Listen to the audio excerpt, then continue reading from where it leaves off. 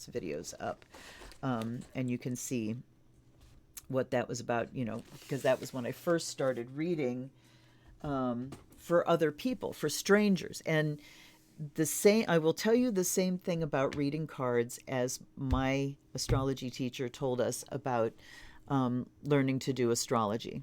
And that is, as far as astrology goes, it was throw away your family's charts because you won't learn how to read.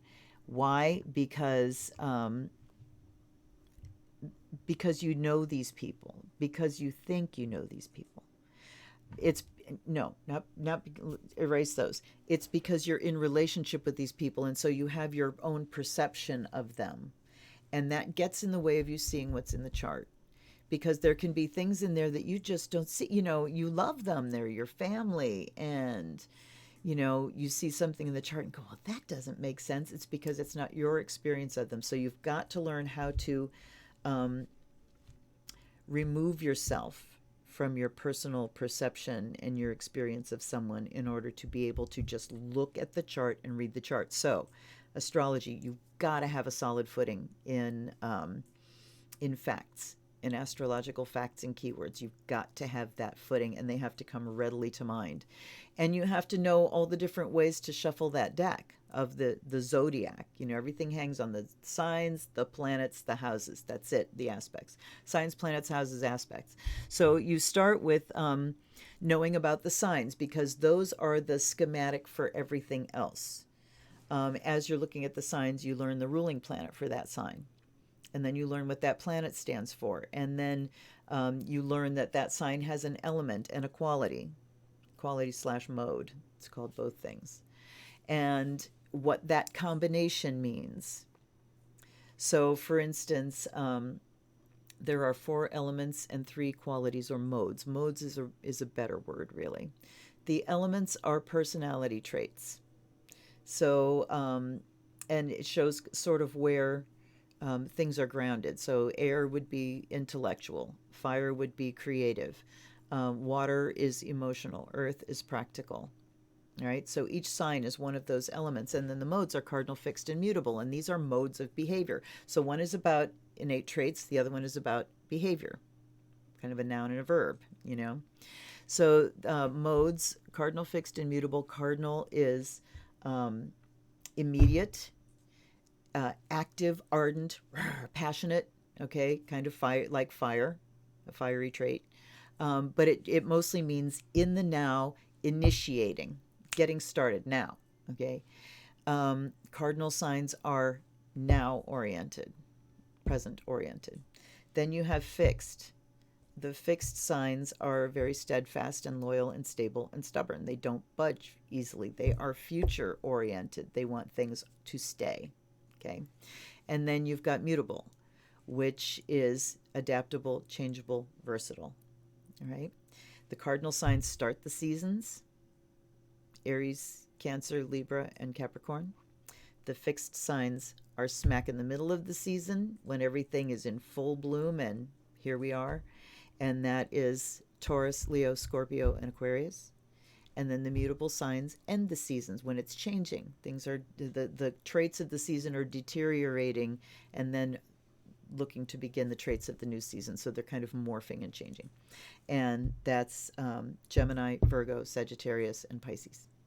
So you get, each sign is a combination of an element and a mode. And if you just know the elements and the modes, and you know what the combination is for each sign, and you can make yourself a little table, because it just goes, Aries, Taurus, Gemini, and you can just distribute cardinal, fixed, mutable across those 12 signs, and the same thing with elements. And the elements go fire, earth, air, water is the order. Mercury stationary, words not coming. Anyway, you can know a lot about those signs just by knowing the combination between the elements of the element and mode. So then you know that there's a ruling planet or 2 for each of the signs. And just some other little facts here. Used to be there were 7 planets and the lights. No, 7 planets including the lights. So you had the sun and moon, of course, which are the lights, the luminaries. Um, those are a star and a satellite, and don't really qualify as planets, but we lump them all together as planets. So you've got the lights, and then you've got Mercury, Venus, Mars, Jupiter, and Saturn, and those were all the classical planets. All right.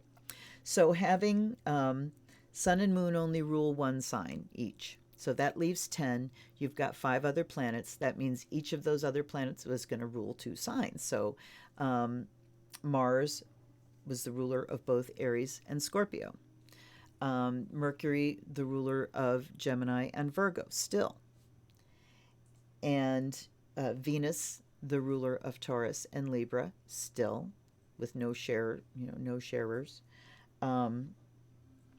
And then Jupiter is the ruler of Sagittarius and Aquarius, and Sagittarius and Pisces, sorry, and Saturn, the ruler of Capricorn and Aquarius, right next to each other. So it does this pattern thing. If you do like moon and sun, so Cancer and Leo, the moon rules Cancer, the sun rules Leo. If you look at those and then you go one out, you get Gemini and Virgo both ruled by Mercury, and then you go one from there and you get Taurus and Libra both ruled by Venus, and you go one from there and you get Scorpio and Aries both ruled by Mars, and then you go one from there and you get Sag and Pisces by Jupiter, and then you get Aquarius and Capricorn. Patterns. I love patterns. My Virgo brain loves frickin' patterns. And I remember, when I was learning astrology and just reading everything I could get my hands on and starting to, just play with the facts that way until my mind sort of sussed out the patterns. And then, as you do these things, it just becomes your own. You're getting those keywords, you're getting those concepts, and it's such a deep, deep level.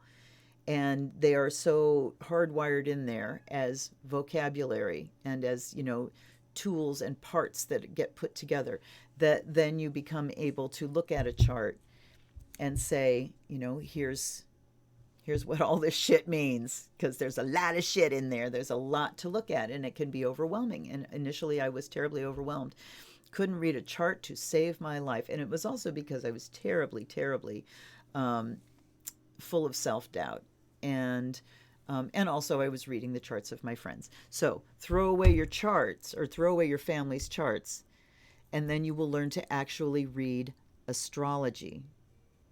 You will be looking at astrology. You won't be looking at a schematic it's supposed to represent things that you already think you know. So that was kind of a revelation when I finally I feel like I had to shove myself off the side of the pool, because I was just, terrified to actually read a chart. And once I started just making the statements, it got really easy. And then it started, things started flooding in. And I will say that it still isn't easy by any stretch. It's fun as hell. But there will be times when I'm looking at a chart and it's just like, oh, and plus there's so much in there and so many keywords to come out that sometimes you can just blank on keywords. So it does help to have my whole astrological library right here in front of me when I'm doing a reading. If I do blank, or I'm like, I know there's something else and it's just not coming to me, I can pull a book there. The books I started with, The Astrologer's Handbook by Acker and Sequoian. It's still a wonderful book because it really does deal with the psychology of things, and I kind of tune into that level too. And Astrology, A Cosmic Science by Isabel Hickey, that comes at things from the very esoteric and karmic standpoint. And also the two just dovetail really nicely. I do want to get some new astrology books because I know things are evolving. And things are changing. Our culture is changing. Our society is changing. And I know there are new publications where astrologers are really interpreting these things, in more modern terms. So that'll be worth doing. Of course, I'm interpreting things in more modern terms, and I don't go back to those books that often. So, it's not like they're holding me back. Also, The Only Way to Learn Astrology series was the third piece of that. That really helped me to learn.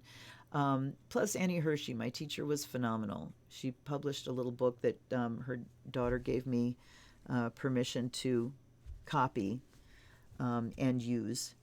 So I will be using that in future classes.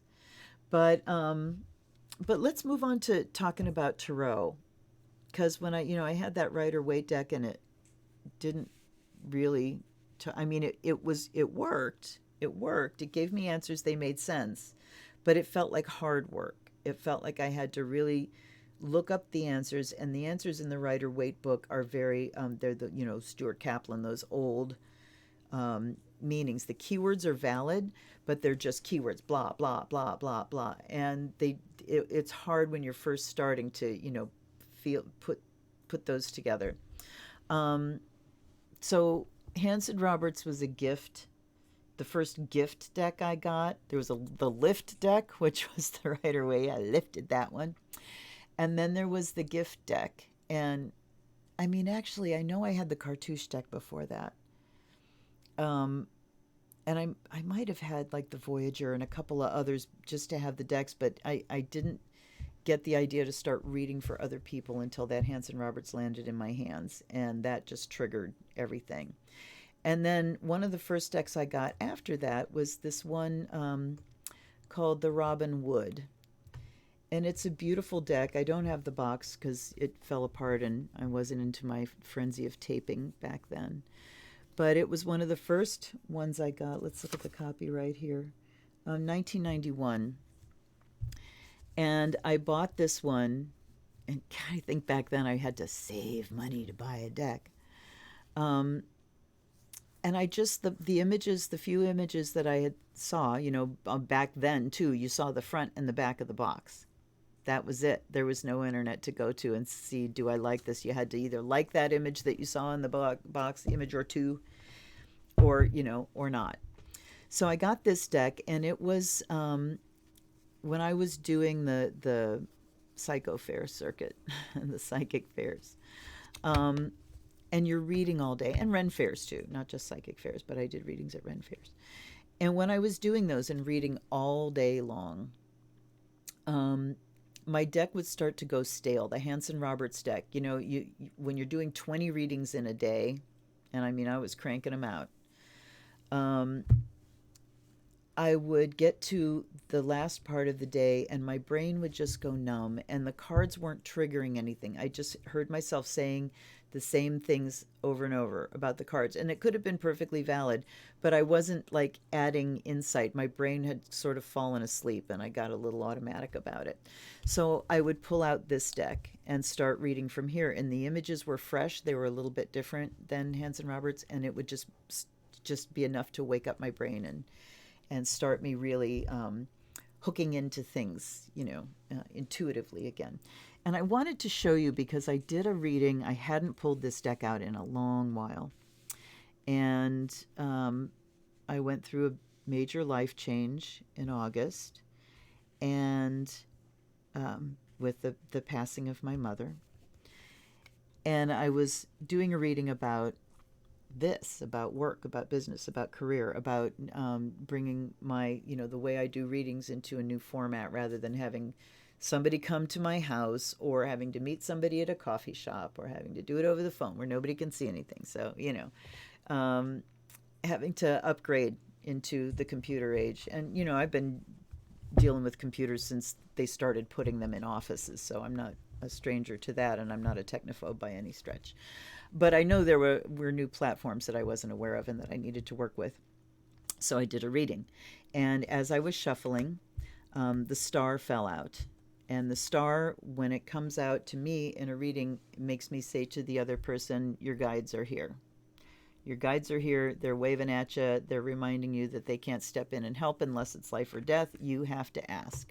So this was my guides coming in and saying, ask for help, darling. And saying that they've got my back. It's also a card of inspiration and creativity. So it's just, that hook into spirit. First one out the deck was an ace of wands, talking about a new career start. And Wheel of Fortune says things change, and it's an organic change, seasons change, life moves on. So it's saying new creative beginning because life has moved on in a big way. Major arcana is big things, not little things. Okay. And then the next one is Page of Pentacles, which to me means school, going to school, either formally teaching or learning. No, more than reading a book, it's some kind of formal thing. So teaching or learning. So both things, talking about me throwing some classes, which I'm working on that format as well, and also me learning, some new things. But the thing I wanted to really show you is just what happens, and this is why I like decks with evocative images. You can certainly read decks like the Cariel Visconti, which is all, the medieval ones, and the Six of Coins is just 6 coins. There's not an image or a picture on it. And you can learn to read those. You can memorize those keywords. Not a thing wrong with that. But when you can have a deck that does this, I mean, just look at this frickin' image. Let me get these up here a little closer for you. Hold on, over here. So we've got this dude zooming in from the left and this dude zooming in from the right, and this woman in the middle going, hold up, boys. I mean, is that not exquisite? It's just amazing. So let's, break it down. And first of all, the world is in the center of this spread. So sometimes a good place to start is right at the center of the spread. When I lay out this 10-card spread, I'm looking at what draws me first, and sometimes it's bang, right smack in the middle. Sometimes, if that doesn't, then I'll start at the top. But right in the middle, the world is just, that's the all-access pass at your favorite concert. The world card is you have it all. It is all available to you. The Fool, the opposite end, is all possibility. Nothing's in manifestation yet. Nothing's in reality. Everything's in the realm of, this could happen or that could happen, starting off on a new adventure. The world is like the accomplishment of that adventure. You've got skills. You've got everything you need. It's right there. Manifest. So there's the world card. But look on either side here. The Page of Swords is like, okay, hey, you with all the ideas. I've got too many ideas. Stop. Knight of Swords, impatience. Hey, you that can't wait for things, everything's got to be now, now, now. Stop. So here's the world in the middle, throwing her arms out and going, slow your mind down, slow your motivation down. Things are going to happen in their own time. You've got it all. Things are going to happen in their own time. And here's another tip. It can be really hard to read for yourself, especially if you don't read for other people. So once you learn how to read for other people that are strangers and you don't know anything about them, so the same thing applies here as applies to astrology. All right? Throw away your family's readings. Don't read for your family. You can't. You can't. And I just find, my mother used to, ask me every once in a while, give me a reading, and I'd say, I can't, I'm sorry, I can't. And I just wouldn't torture myself that way. But again, you think you know them, you're too close to the situation. And also, you might not say things that really need to be said. Or they might not accept something that you say coming from you.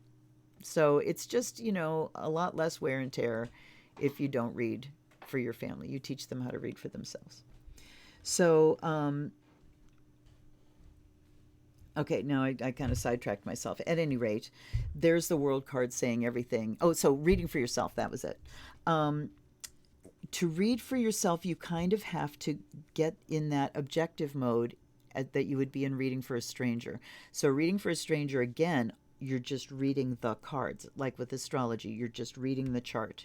You're reading what's on the paper. Here's what that means. Here's what my experience tells me that means. With cards, you're just reading like you're reading for somebody that you don't know.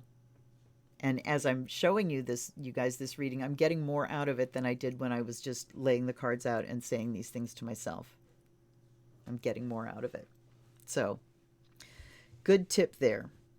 It's all about detachment. That's the High Priestess. She's detached. She is unemotional. She's not invested in being right. She just knows what she knows.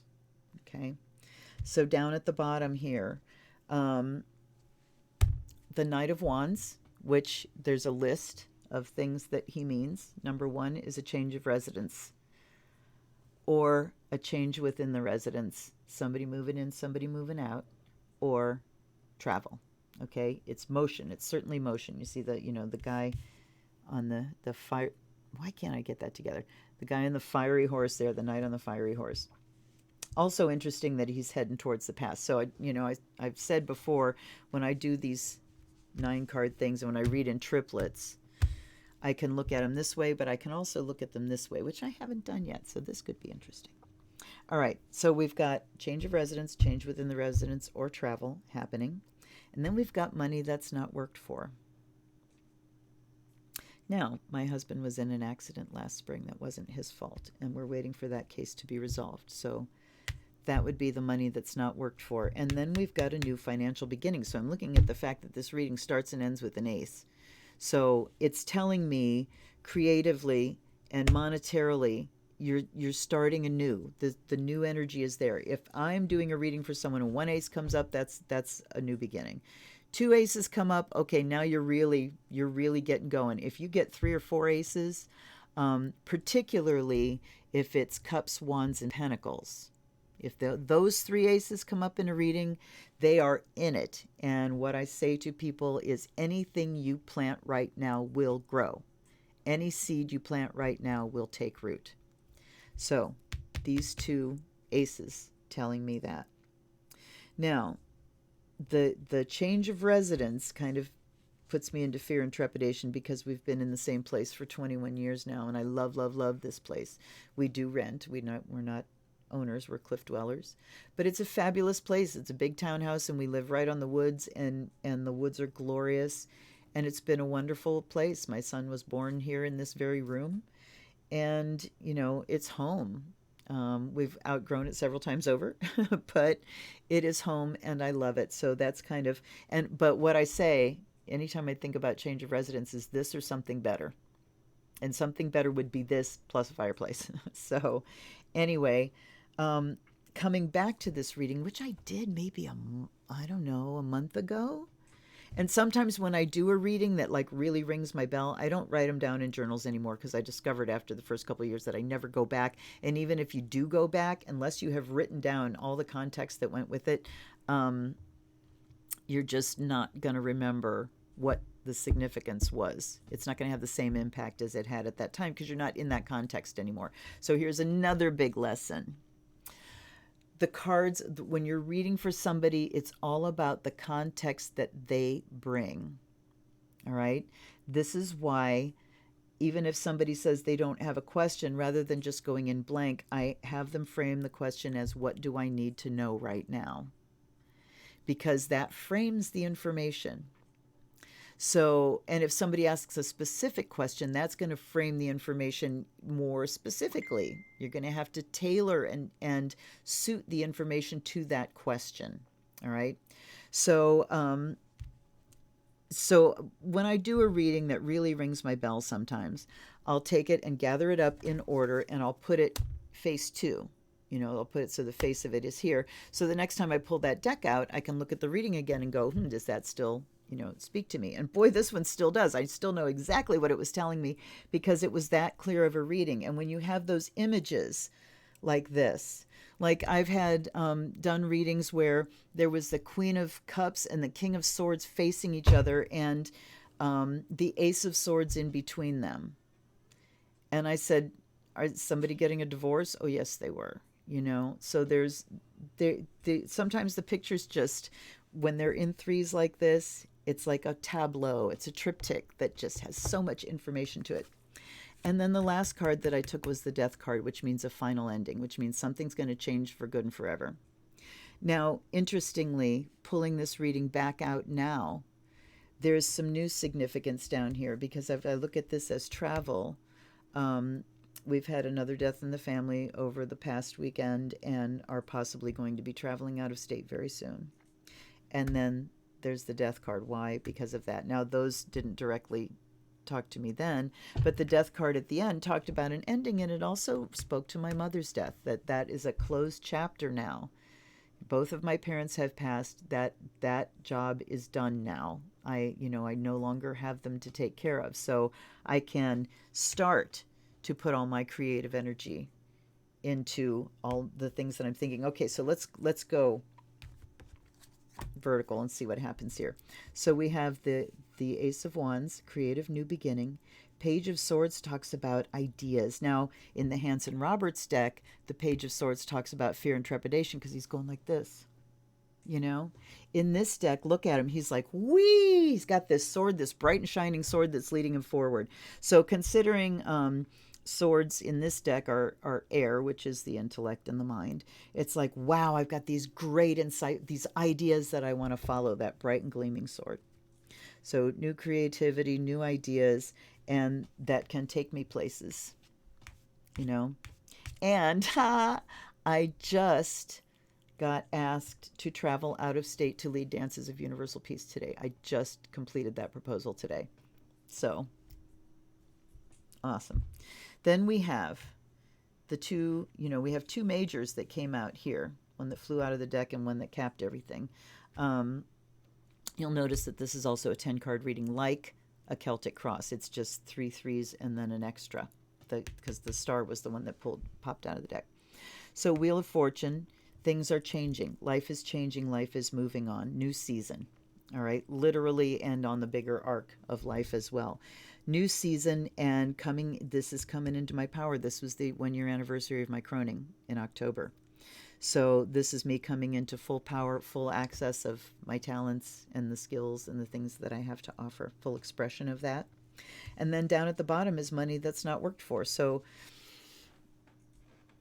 okay, what happened in my head there was Wayne from Letterkenny saying, get a job doing what you love, never work a day in your life. So that can feel like money that's not worked for, as I can get on here and play.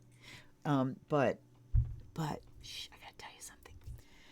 I need 1,000 subscribers before I can start making any money off of this. And I don't have any, I'm sure it will be minuscule as far as YouTube goes, but donations and things like that, I can't do that until I get 1,000 subscribers and 4,000 hours viewed over the last year. So start watching your asses off, please. And get everybody you know to subscribe. And I will keep putting up stuff like this. I mean, this is a free tarot workshop right here. So let's look at these now. We've got school, some kind of formal teaching or learning. We've got rah. This can be anger, but it's like just being all in a rush, a big rush of energy, just barreling forward. And then there's the new source of income.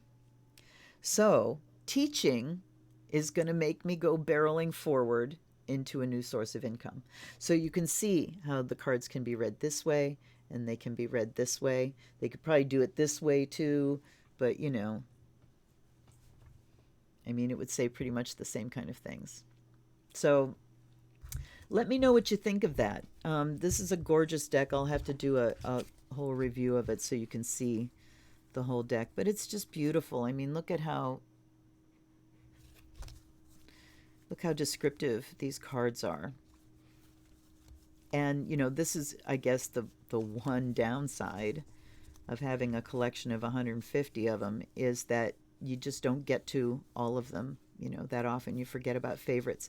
But having this channel and, really firing things up now and putting some dedication into it is making me go back now, most evenings, instead of just, fucking off and watching TV and, rewatching The Lord of the Rings. I'm pulling out decks and, preparing them to shoot some more content. But so I'm, putting things in order. But it's like, ooh, I forgot about this deck, and ooh, I forgot about this deck. And I have so many that are just really, really good instruments and good tools. And the ones that I had earlier on, I have relationships with because I used them a lot, because I didn't have that many. But then I got into collecting, and I've added lots of decks and been gifted decks that I've really not done anything with. I know my daughter got me the manga tarot a couple years ago, and I haven't done anything with it. And, shame on me, but now I am highly motivated to do that. So this will, of course, be uploaded as a regular video, and I would love to know in the comments just what questions you have. What are your frustrations in learning to be a reader? What are your frustrations if you're a professional reader? What what are the things that I was talking about here? Do you do the same things? I mean, that's what I'm curious about, because tarot reading cards is so different from doing astrology. Um, Mars is Mars is Mars. It means what it means to every astrologer. It means competition, it means passion, it means sex, it means fighting, it means motivation, it means aggression. It means the same thing to every astrologer. And so astrology is a lot of work on the front end. You've got to stuff your brain full of all that stuff and then be able to pull it out when you need it. Tarot, you can hit the ground running. You find a tool that speaks to you and that coughs up images like this. And see, I'm so glad I'm getting this on video because I want to shuffle it back into the deck, but I want to keep this reading. You can just, if it triggers your intuition, you're good to go. And the only thing that you really need to do, especially with tarot, is you do need to have a familiarity with all of the cards. You need to know basically what they mean. When I started off just laying the cards out and looking the things up. And here's another thing. When I started, I was using a Celtic cross, and I would go through and count up the elements. Okay, so I do this now, and I do a full tableau that's called a Wheel of Fortune spread, that is this spread times 3. And things I will look at, for instance, motion. There's a lot of motion in this reading. There's a wheel turning. There's this guy running. She's leaping through the air. This horse is zooming this way. That horse is zooming the same direction. There's a lot of motion going on. Sometimes I'll do a reading, there's not a single thing moving. Everything is like planted. That's information. So you don't have to just get the information from the meanings of the cards. You can get them from which way the cards are facing, which, look at these two zooming in from, either side. There's just a lot of information to be had, and all you have to do is look around and notice things. Look, notice, interpret. Okay? Observe and interpret are the two things I'm going to say there. So let's look here. We have Major Arcana 1, 2, 3, 4 out of 12 cards. And I'm going to kind of set that one aside and just go with the 10. This is fire. So wands, we have 1, 2. All right. Coins, we have 1, 2. Swords, we have, 1, 2, 3. Pentacles. Swords are 2. So the only predominance here, remember too that there are way more major arcana than there are minor. Major arcana being the picture, the word cards, death, the star, wheel of fortune, the world, and the minor arcana being the suits. All right.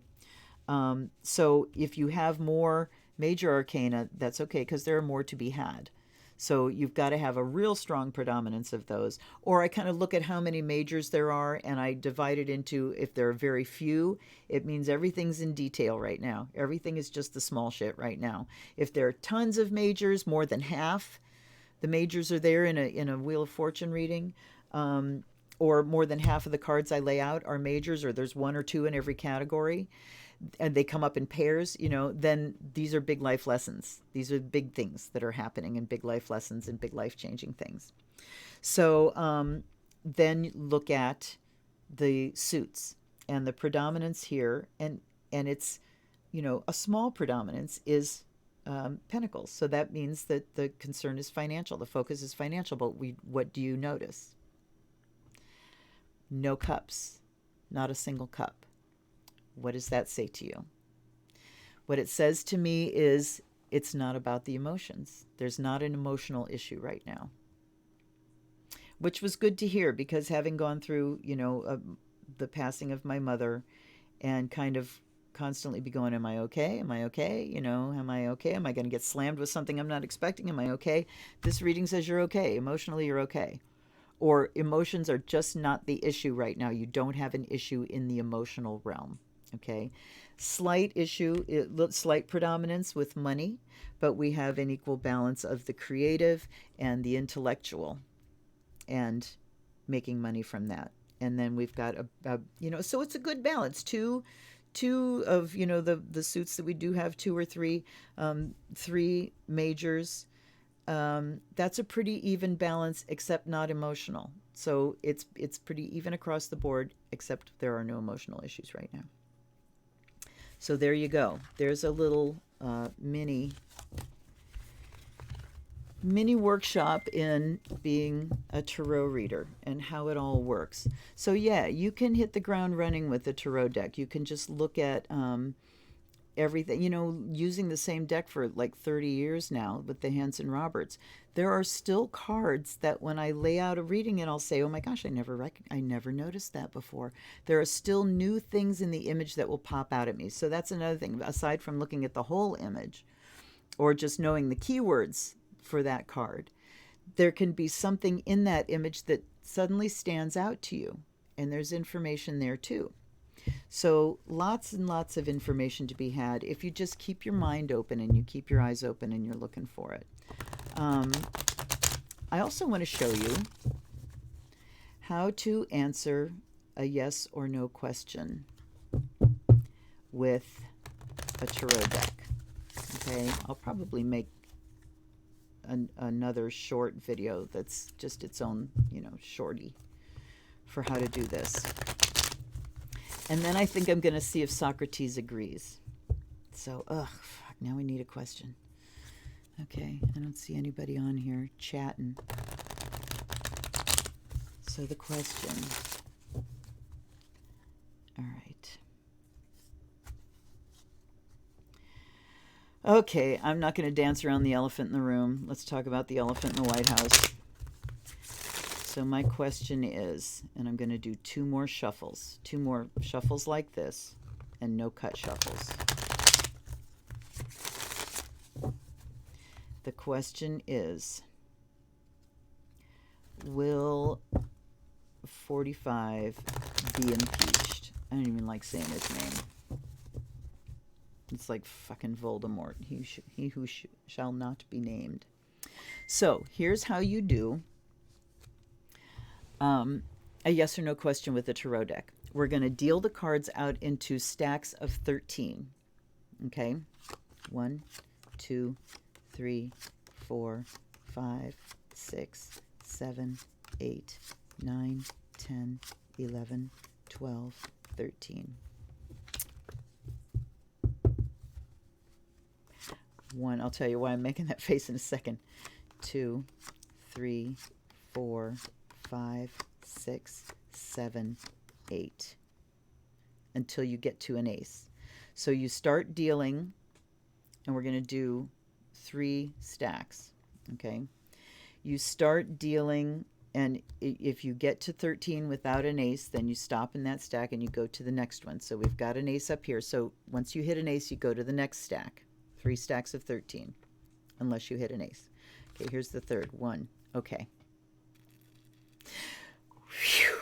When I came up, no aces in that one, I got worried. So what this means is probably yes. All right. If you go through 3 stacks of 13 and you don't hit any aces, it's a flat no. If you hit all aces, it's a hell yes. If you do 2 aces, it's a probably yes. 1 ace is a probably no. Slight chance of a yes. So this is a probably yes on that question. Let me get Socrates. I'll be right back.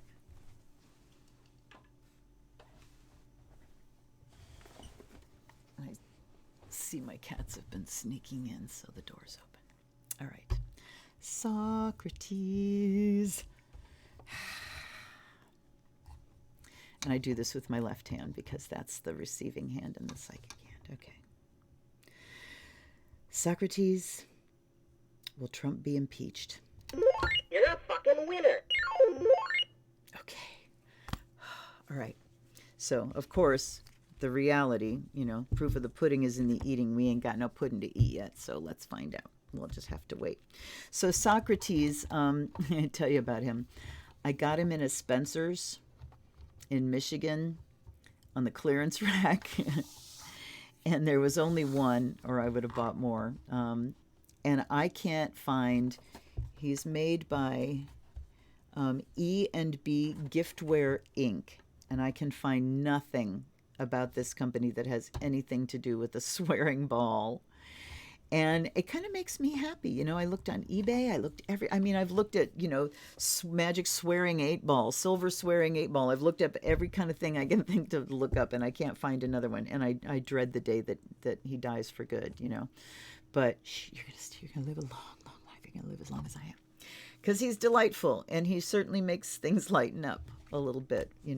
And it took a while for him to, for us to connect. We just kind of, had an adversarial relationship for a while there, and everything I asked that, could be verified, he was wrong about. And that's okay, honey. That's okay. You were a baby then, and we got it together now. We got it together. We're buds. Yes, we are. I love you. I love him so much. So, anyway, enough weirdness. I guess enough weirdness. I will do a separate video for the Robin Wood so you can see the whole deck, because it's very beautiful. And I've got tons more stuff coming up. So if you're not subscribed and you've gotten any kind of information or enjoyment out of this whatsoever, hit that subscribe button and like the video if you would be so kind. And show up again. I drop a new unboxing video every Monday. And I'm shooting, I'll shoot 4 or 5 at a time and get them all uploaded and scheduled so, you can count on content every Monday. And then I'm planning more and more often to just, do surprise lives. Because why the hell not? It ends up being a tape, a video anyway. So why not? Be careful out there. Mercury stations tomorrow. People are driving like assholes. So just, watch where you're going. Assume, this is what I told my kids when they were learning to drive, assume that there's only one person on the road that knows how to drive, and that's you. So take care, be careful, and, pop in on Monday, see my new video, and get your friends to subscribe. I'm on a mission to get to 1,000 subscribers, which is a long road. I only have like 209 right now. Another thing I'm going to be doing very soon, probably Sunday or Monday, is I'm going to post a video of a live reading, of an actual reading, an astrological reading. So you will get to see me do a full reading of someone's astrological chart. And you'll see exactly what that looks like. This person will remain anonymous, but you get to experience what I do. And know that when I do a reading for you, you get a video of it, like this video. You can see me in the corner and the cards and everything. And if it's for a chart, I'll have my setup configured a little bit differently so I can pop the chart in there too. I can't do that right now without doing a little rearranging. Going to be doing that. I think this Saturday, that I may schedule a live and do live readings. So if you're logged on and you come and watch me and you put a question in the comments section, you can get a 3-card reading. All right. I'm in the mood to give some stuff away. So thanks for hanging out. I hope you've been entertained. That's what I'm, totally after anyways, is to entertain. Now I'm going to keep, okay. That's where the answer is. Like, I'm going to keep vamping here until I figure out how to shut this thing off. But, and also if you have any tips about, videos or stuff, if there's anything I do that you absolutely hate and you'd like me to correct, just keep it to yourself. That's a good thing to do. All right. Happy Tuesday, everybody. Peace. I will see you soon. This is the Zen Witch.